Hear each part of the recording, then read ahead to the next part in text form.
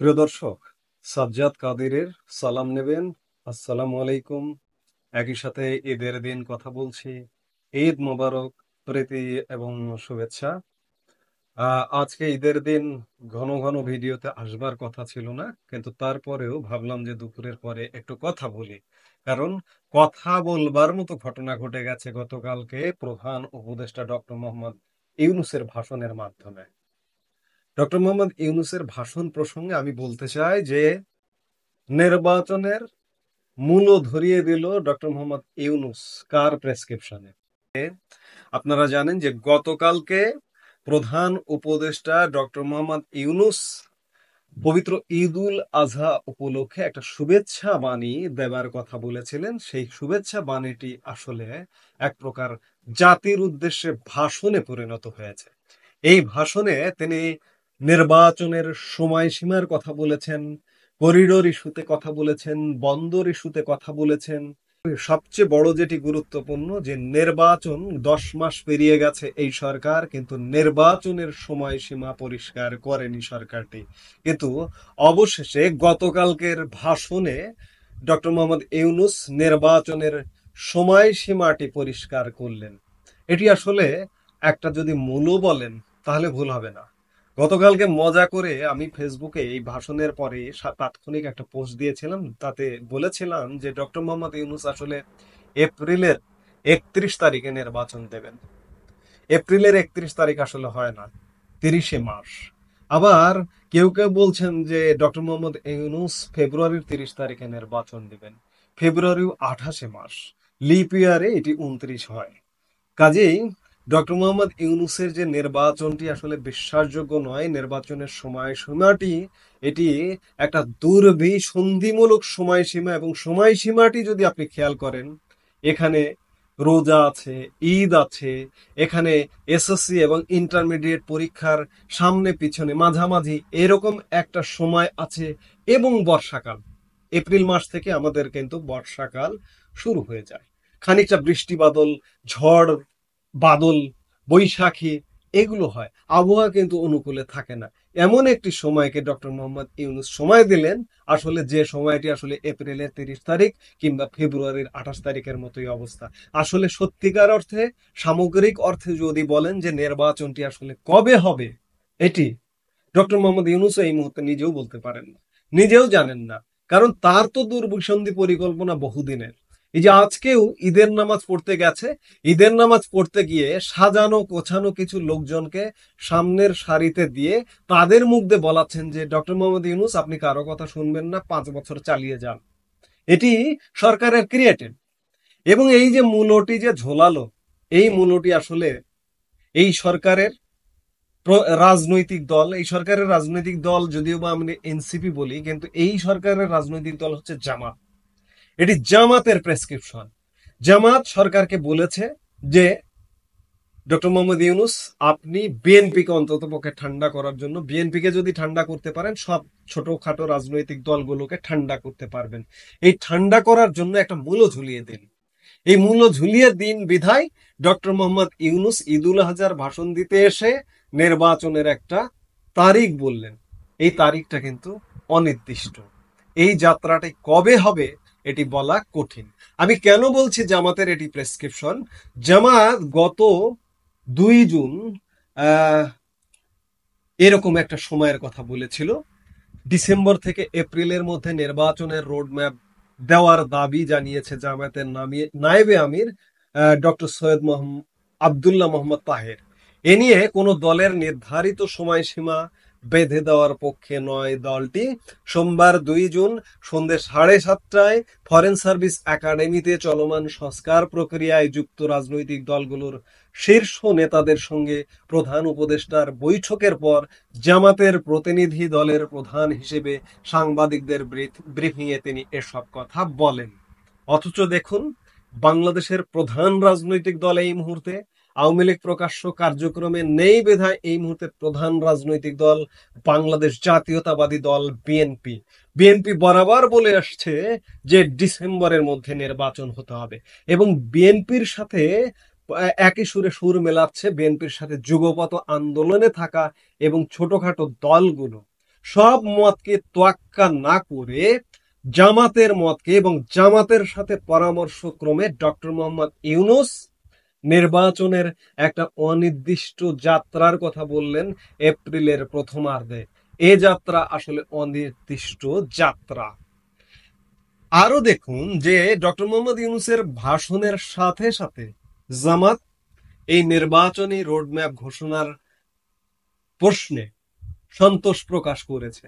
সাথে সাথে গতকাল সন্ধেবেলা প্রধান উপদেষ্টা জাতির উদ্দেশ্যে প্রদত্ত ভাষণে নির্বাচনের রোডম্যাপ ঘোষণা করায় অন্তর্বর্তীকালীন সরকারের প্রতি সন্তোষ প্রকাশ করেছেন বাংলাদেশ জামাতে ইসলামের আমির ডক্টর শফিকুর রহমান। এটি জামাতেরই যে মুখের কথা ডক্টর মোহাম্মদ ইউনূস বলেছেন এটি তার প্রমাণ। সাথে সাথে সন্তোষ প্রকাশ করেছে। অথচ দেখুন বিএনপি তাৎক্ষণিক প্রতিক্রিয়ায় বলেছিল যে আমরা বৈঠক করে সিদ্ধান্ত জানাবো, এবং বিএনপি যে বুঝতে পারছে জামাত এই সরকারের প্রধান খেলোয়াড় এবং বিএনপিকে যে নাকানি চুবানি খাওয়াচ্ছে, বিএনপি আস্তে আস্তে এগুলো বুঝতে পারছে এবং বুঝতে হবে অন্ততপক্ষে দেশের জন্য। এবং বিএনপি দেশ পরে, বিএনপি যদি দেশের চিন্তা করত, দেশের চিন্তায় ঘাটতি আছে আমার কাছে মনে হয়। আমি বিএনপির সমালোচনা করছি, যারা বিএনপি করেন তাদের আপনাদের সমালোচনাটা গ্রহণ করতে হবে। আপনাদের ঘাটতি আছে, নইলে একটা দল বিগত 16 বছর টানা নানা রকম বিতর্ক থাকবার পরেও কেন দেশ শাসন করলো? আপনারা যদি কঠিন প্রতিরোধ গড়ে তুলতে পারতেন তাহলে তো আওয়ামী লীগ আরো আগে বিদায় নিত এবং আওয়ামী লীগের জন্য সেটা সম্মানজনক বিদায় হতো। সর্বশেষ অগাস্টে যে বিদায়টা হয়েছে সেটা অসম্মানজনক বিদায় হয়েছে। রাজনীতির সৌন্দর্য হানি হয়েছে, রাজনীতি ক্ষতিগ্রস্ত হয়েছে, যার দরুন একটা অনির্বাচিত সরকার বাংলাদেশে এসে জগদ্দল পাথরের মতো বসে গেছে। এর দায় বিএনপি এড়াতে পারে না। আজকেও যদি বিএনপি না বোঝে, দেশ দেশ তো জাহান্নামে যাবেই, বিএনপি দল হিসেবে জাহান্নামে যাবে। কারণ জামাত এই মুহূর্তে সবচেয়ে বড় খেলোয়াড়ের ভূমিকায় অবতীর্ণ হয়েছে। দেখুন, জামাত ইসলামের কথা যদি চিন্তা করেন, জামাত ইসলামী অনেক পুরনো দল। ব্রিটিশ ভারতে জন্ম জামাত ইসলামী হিন্দ নামে। সেই হিন্দ, জামাত ইসলামী হিন্দ আজকে ভারত বলুন, পাকিস্তান বলুন, বাংলাদেশ বলুন, কোনো জায়গায় প্রভাব নেই। আপনি যদি গত ফেব্রুয়ারিতে পাকিস্তানের লাহোরে প্রতিষ্ঠিত এই জামাত ইসলামী, মানে অবিভক্ত ভারতের জামাত ইসলামী, সেই পাকিস্তানে কিন্তু আজ পর্যন্ত জামাত ইসলামের কোনো অস্তিত্ব নেই। এই যে গত 24 ফেব্রুয়ারিতে পাকিস্তানের জাতীয় পরিষদ নির্বাচন হয়েছে, 266টি আসনের মধ্যে একটি আসনও জামাত ইসলামী পায়নি। শুধু তাই নয়, বিস্ময়কর ব্যাপার, পাকিস্তান খানিকটা সাম্প্রদায়িক রাষ্ট্র হওয়ার দরুন সেখানে ইসলামিস্টরা একটা প্রভাব বিস্তার করবার কথা, কিন্তু ইসলামিস্টদের সেখানে রাজনীতিতে, বিশেষ করে দেশের রাষ্ট্র কাঠামোয়, সংসদে ইসলামিস্টদের কোনো অবস্থান নেই। বলা হয়ে থাকে যে পাকিস্তানের তরুণ প্রজন্ম ধর্মকর্ম করে, কিন্তু রাজনীতিতে এই ধর্মীয় গোড়ামিপূর্ণ দলগুলোকে গ্রহণ করে না। 45% ভোটার সেখানে ইসলামিস্টদের প্রত্যাখ্যান করেছে। সেই জায়গায় জামাতকে তো আরো বেশি প্রত্যাখ্যান করেছে। জামাত সেখানে একটি আসনও পায়নি এবং কোন নির্বাচনে কখনো সুবিধা করতে পারেনি। এই যে এবার 24-এর জাতীয় পরিষদ নির্বাচনে জামাতের আমির তো সেখানে পদত্যাগ করতে বাধ্য হয়েছিলেন। সেই জামাত বাংলাদেশে কিভাবে একটা অনির্বাচিত সরকারের মধ্যে প্রভাব বিস্তার করছে চিন্তা করুন। অথচ নির্বাচনের রাজনীতিতে কিন্তু বাংলাদেশেও জামাতকে মানুষ গ্রহণ করবে না।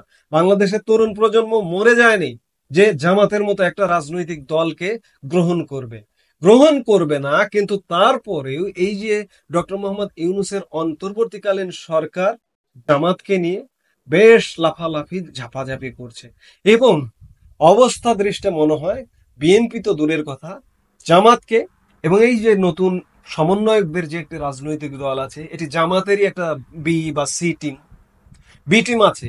এবি পার্টি হচ্ছে জামাতের বি টিম। এবি পার্টিও কিন্তু নির্বাচনের এই সম্ভাব্য সময়টা প্রকাশ করায় সন্তোষ প্রকাশ করেছে। এনসিপিও সন্তোষ প্রকাশ করেছে। অর্থাৎ জামাত, এবি পার্টি, এনসিপি এদের সাজানো একটি সময় ডক্টর মোহাম্মদ ইউনূস বিএনপিকে ঠান্ডা করার জন্য এটি প্রকাশ করেছে। বিএনপির এটি বুঝতে হবে, বিএনপি কিভাবে এই দলটাকে বিলুপ্ত করবার একটা ষড়যন্ত্রে বর্তমান এরা নেমেছে। এটি বিএনপি যদি না বোঝে তাহলে বিএনপির কিন্তু ভবিষ্যৎ অনেক খারাপ আছে। তবে বিএনপি যে বুঝতে পারছে গতকালকের অ্যাক্টিভিটিসে সেটি মনে হয়েছে, কারণ বিএনপি তাৎক্ষণিক কোনো প্রতিক্রিয়া দেয়নি এবং বলেছিল যে আমরা বৈঠক করে প্রতিক্রিয়া জানাবো। এবং গতকাল ছিল ঈদের আগের দিন, গতকালই রাত ৯টা থেকে রাত ১২টা পর্যন্ত বিএনপির স্থায়ী কমিটির সদস্যরা বিএনপির ভারপ্রাপ্ত চেয়ারম্যান তারেক রহমানের সাথে ভার্চুয়ালি, লন্ডন থেকে তারেক রহমান কানেক্ট হয়ে ভার্চুয়ালি বৈঠক করেছে। এবং ভার্চুয়ালি বৈঠক করে বিএনপি সংবাদ মাধ্যমে বিজ্ঞপ্তি পাঠিয়েছে এবং বিজ্ঞপ্তি পাঠিয়ে বলেছে যে প্রধান উপদেষ্টার শব্দচয়ন রাজনৈতিক ভব্যতা অতিক্রম করেছে। অর্থাৎ প্রধান উপদেষ্টা যে বিষয়গুলো নিয়ে কথা বলেছে সেটি নিয়ে বিএনপির বিজ্ঞপ্তিতে বলা হয়েছে, বিএনপির ভারপ্রাপ্ত চেয়ারম্যান তারেক রহমানের সভাপতিত্বে আজ রাতে অনুষ্ঠিত দলের জাতীয় স্থায়ী কমিটির সভায় আজ অপরাহ্নে প্রধান উপদেষ্টার জাতির উদ্দেশ্যে প্রদত্ত ভাষণ পর্যালোচনা করে সর্বসম্মতভাবে এই অভিমত ব্যক্ত করা হয়েছে যে পবিত্র ঈদুল আজহা উপলক্ষে প্রদত্ত তার বক্তব্য প্রসঙ্গকে অতিক্রম করে জাতির উদ্দেশ্যে দেয়া ভাষণে পরিণত হয়েছে। এই দীর্ঘ ভাষণে তিনি বন্দর, করিডোর ইত্যাদি এমন বিষয়ে অবতারণা করেছেন যা তার ভাষায় অন্তর্বর্তীকালীন সরকারের ৩টি ম্যান্ডেটের মধ্যে পড়ে না। ভাষণে তিনি শব্দচয়নে রাজনৈতিক ভব্যতার সীমা অতিক্রম করায় সভায় ক্ষোভ প্রকাশ করা হয়, বিএনপির স্থায়ী কমিটির সভায় ক্ষোভ প্রকাশ করা হয়। ডক্টর মোহাম্মদ ইউনূসের ৩টি ম্যান্ডেট কোনটা? সংস্কার, বিচার এবং নির্বাচন। কিন্তু ডক্টর মোহাম্মদ ইউনূস বন্দর নিয়ে কাজ করছেন, করিডোর নিয়ে কাজ করছেন। তিনি করিডোর নিয়ে বলেছেন করিডোর নাকি একটি সম্পূর্ণ মিথ্যে বিষয়। অথচ দেখুন যে ডক্টর ইউনূসেরই পররাষ্ট্র উপদেষ্টা মোহাম্মদ তৌহিদ হোসেন গত ২৮ এপ্রিল গণমাধ্যমের সামনে বলেছিলেন রাখাইনে মানবিক করিডোর দেওয়ার নীতিগত সিদ্ধান্ত বাংলাদেশের। তাহলে কে মিথ্যা বলছেন, ডক্টর মোহাম্মদ ইউনূস নাকি তৌহিদ হোসেন? তৌহিদ হোসেন যদি মিথ্যা বলেন আপনি তাকে বিদায় করে দিন, আপনি যদি সত্য বলেন। আর আপনি যদি মিথ্যা বলেন ডক্টর ইউনূস, তাহলে আপনি বিদায় হন। বাংলাদেশের মানুষের সাথে নির্বাচন ছাড়া, ম্যান্ডেট ছাড়া এই যে লীলা খেলা শুরু করেছেন, এগুলো কিন্তু ভালো হবে না। এবং বন্দর নিয়েও বলেছেন যে বন্দর কারো হাতে উঠিয়ে দেওয়া হচ্ছে না, বিদেশিদের হাতে পরিচালনার দায়িত্ব দেওয়া হচ্ছে। আমার একটি লাভজনক বন্দর, আমি কেন বিদেশিদের পরিচালনা করতে দেব? আমার দেশের অপারেটর যদি পরিচালনা করতে পারে, আমি নিজে যদি পরিচালনা করতে পারি, আমি কেন বিদেশিদের হাতে উঠিয়ে দেব? অর্থাৎ ডক্টর মোহাম্মদ ইউনূস একটা ইসলামিস্ট, ইসলামের নামে পরিচালিত দল, সেই দলের খপ্পরে পড়ে বাকি বাংলাদেশকে এক প্রকার পেছনে ফেলে দিচ্ছে, পেছনে ফেলে সামনে এগিয়ে যাবার চেষ্টা করছে। দেখুন জামাত, আসলে আমি বললাম যে ভারতে, পাকিস্তানে জামাতের কোনো অবস্থান নেই। জামাত আগামী দিনে বাংলাদেশের রাষ্ট্র ক্ষমতায় আসতে চাইছে। এই যে এনসিপি সমন্বয়কদের রাজনৈতিক দল, মানে জামাতেরই সেটি একটা সি টিম, এবি পার্টি জামাতের বি টিম, জামাত তারা ক্ষমতায় আসতে চাইছে। অথচ ভোটের মাঠে যাক জামাত, ভোটের মাঠে পাকিস্তানের পরিণতি জামাতের হবে। জামাত আসন পাবে কিনা, কিংবা ২-৪-৫টি আসন পেলেও অন্ততপক্ষে সরকার গঠন করবার মতো ক্ষমতা জামাতের নেই। অথচ ডক্টর মোহাম্মদ ইউনূসকে নিয়ে জামাত লীলা খেলা খেলছে। এই লীলা খেলার জন্য আমি সর্বাগ্রে বলবো বিএনপি, প্রধান রাজনৈতিক দল বিএনপি, বিএনপির সারা বাংলাদেশে কর্মী বাহিনী আছে, জনসমর্থন আছে, বিতর্কিত কর্মকাণ্ড আছে। বিতর্কিত কর্মকাণ্ড সব দলেরই আছে, আওয়ামী লীগের আছে, বিএনপির আছে, যারা সরকার পরিচালনা করেছে, জাতীয় পার্টির আছে, সবার আছে। কিন্তু এই বিতর্কের মধ্যে থেকে আমাদেরকে আস্তে আস্তে শুদ্ধ হতে হবে। আমাদের রাজনৈতিক দলগুলো শুদ্ধ হতে হবে, বিএনপির শুদ্ধ হতে হবে, আওয়ামী লীগের শুদ্ধ হতে হবে, সবার শুদ্ধ হতে হবে। কিন্তু তাই বলে একটি সাম্প্রদায়িক গোষ্ঠী আমার এখানে জগদ্দল পাথরের উপর মতো বসে যাক, কিংবা আমার মুক্তিযুদ্ধ, আমার স্বাধীনতা, আমার সার্বভৌমত্ব নিয়ে টানাহেঁচড়া করুক, আমার মানচিত্র নিয়ে কাটাছেঁড়া করুক, আমার জাতীয় সঙ্গীত নিয়ে কাটাছেঁড়া করুক, আমার পতাকার রং নিয়ে কাটাছেঁড়া করুক, এটি তো আমরা হতে দিতে পারি না। এজন্য বারবার বলছি যে বিএনপির বুঝতে হবে, বিএনপি বুঝেছে। এবং রাতে, ঈদের আগের রাতে নেতা কর্মীরা ঈদ নিয়ে নানা রকম ব্যস্ততা, বৈঠক করেছে। বিএনপি অবশ্যই গুরুত্ব সহকারে নিয়েছে বিষয়টি এবং নিয়ে আগামীর পদক্ষেপ নিতে হবে, নইলে দেশ এক ভয়ানক পথে যাচ্ছে। বিএনপি আপনাদেরও অস্তিত্ব থাকবে না, আওয়ামী লীগেরও অস্তিত্ব থাকবে না, কারোই অস্তিত্ব থাকবে না। বাংলাদেশ এক সাম্প্রদায়িক শক্তির হাতে চলে যাবে। এই চলে যাওয়া থেকে সবাই মিলে বাংলাদেশকে রক্ষা করতে হবে। এই মুহূর্তে এ পর্যন্তই। সবাই ভালো থাকুন, সুস্থ থাকুন। আমাদের ভিডিওগুলো নিয়মিত পেতে সাবস্ক্রাইব করুন Sajjad Kadir and the legends YouTube channel এবং লাইক, কমেন্ট, শেয়ার করে সাথে থাকুন।